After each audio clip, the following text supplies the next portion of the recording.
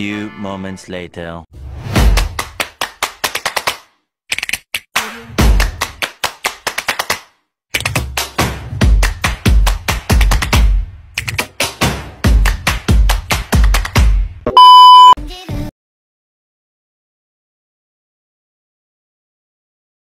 Halo, assalamualaikum warahmatullahi wabarakatuh.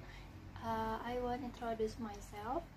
My name is Akila Gaida Rahma and my name 221230104. So I am from TBI 5D.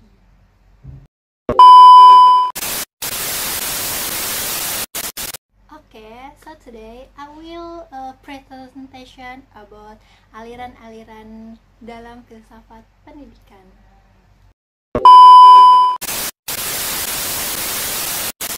Apa sih yang dimaksud oleh filsafat pendidikan? Filsafat pendidikan adalah cabang filsafat yang mengkaji dasar-dasar tujuan dan praktek pendidikan dari sudut pandangan filsafat. Berbagai aliran filsafat pendidikan telah berkembang seiring berjalannya waktu. Masing-masing memiliki tujuan yang berbeda, pandangan yang berbeda terhadap tujuan dan metode pendidikan. Nah, kan tadi sudah membahas tentang filsafat pendidikan. Nah, sekarang apa sih yang dimaksud dengan aliran-aliran dalam filsafat pendidikan? Aliran-aliran dalam filsafat pendidikan adalah berbagai perspektif dan pendekatan yang berbeda dalam memahami tujuan, metode, dan penilaian pendidikan.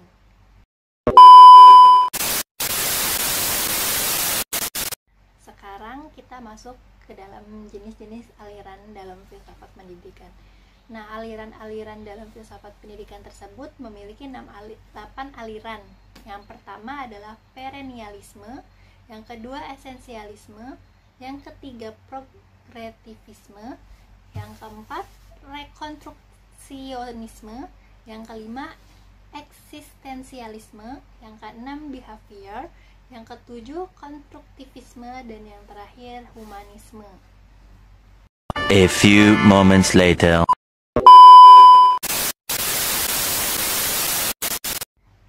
So kita akan membahas tentang jenis-jenis aliran dalam filsafat pendidikan. Yang pertama kita akan membahas tentang perennialisme. Nah, perennialisme tersendiri memiliki dua tokoh utama, yaitu Mortimer Adler dan Robert Hutchins. Dan perennialisme tersendiri ini juga berfokus pada ajaran dan nilai-nilai yang dianggap relevan sepanjang waktu, dan pendidikannya juga harus memfasilitasi pemahaman dan penerapan prinsip.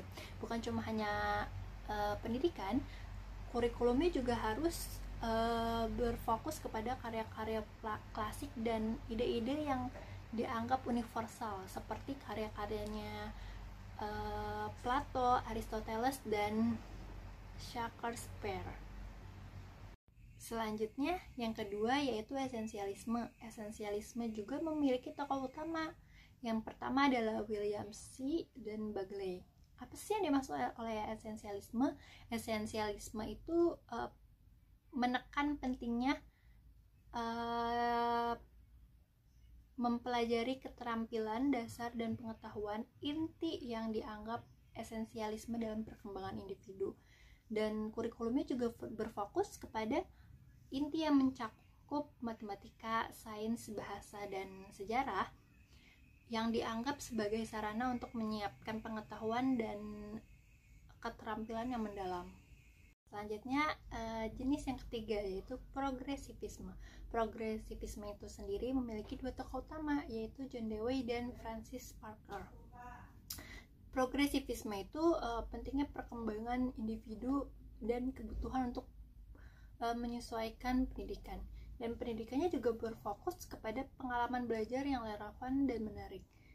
Dan memiliki metode itu sendiri bersifat interaktif dan kolaboratif, yang dimana menekankan pembelajaran dalam berbasis proyek.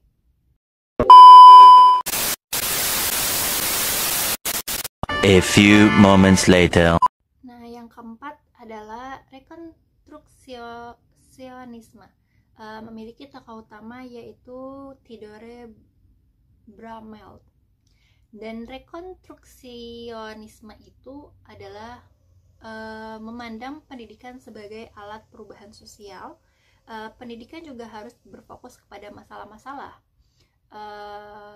Selain itu, kurikulum dan metodenya juga mengajarkan dirancang untuk mendorong berpikir kritis tentang isu-isu sosial dari terlibatnya dalam perubahan sosial. Selanjutnya jenis yang kelima adalah eksistensialisme. Eksistensialisme ini memiliki tokoh utama juga, yaitu Jean Paul Sartre, Simone de Beauvoir, dan Albert Camus. Eksistensialisme ini menekankan individu untuk bertanggung jawab dalam menghadapi ketidakpastian hidup. Dengan tidak adanya kepastian hidup, mereka akan mencari makna melalui pilihan dan tindakannya. Yang keenam adalah behavior. Behavior memiliki tokoh utama yaitu John B. Watson dan B.F. Skinner. Behavior itu pendekatannya kepada psikolog, dan pendidikannya juga menekankan kepada pengetahuan dan pengukuran perilaku yang dapat dilihat secara objektif dan memiliki prinsip dan praktek yang dapat mempengaruhi bagaimana pendidikan itu dapat dipandang dan diterapkan.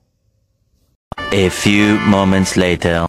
Dan yang ketujuh adalah konstruktivisme. Konstruktivisme itu memiliki 3 tokoh utama, yaitu Jean Piaget, Vygotsky, dan Jerome Bruner.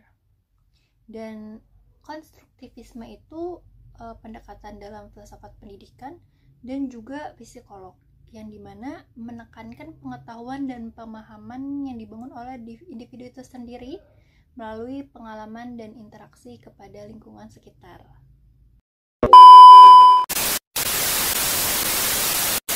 Nah, jenis yang terakhir adalah humanisme. Tokoh utama dari humanisme itu tersendiri adalah Carl Rogers dan Abraham Maslow. Dan humanisme itu sendiri memandang pendidikan sebagai cara untuk memanusiakan dan membantu mencapai potensi sebagai individu, dan berfokus kepada pengembangan diri dan kebutuhan emosional. Dan pendidikannya juga dianggap sebagai proses yang memfasilitasi perkembangan atau pertumbuhan pribadi dan aktualisasi diri.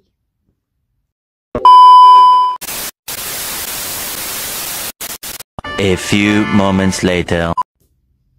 Nah, selanjutnya adalah kesimpulan. Nah, kesimpulan dari aliran-aliran dalam filsafat pendidikan adalah setiap aliran filsafat pendidikan memiliki kekuatan dan kelemahan sendiri. Tidak ada satu aliran yang sempurna dan pendekatan terbaik. Mungkin bergantung pada konteks dan tujuan pendidikannya. Penting juga untuk memahami berbagai perspektif untuk mengembangkan pendekatan pendidikan yang komprehensif dan efektif.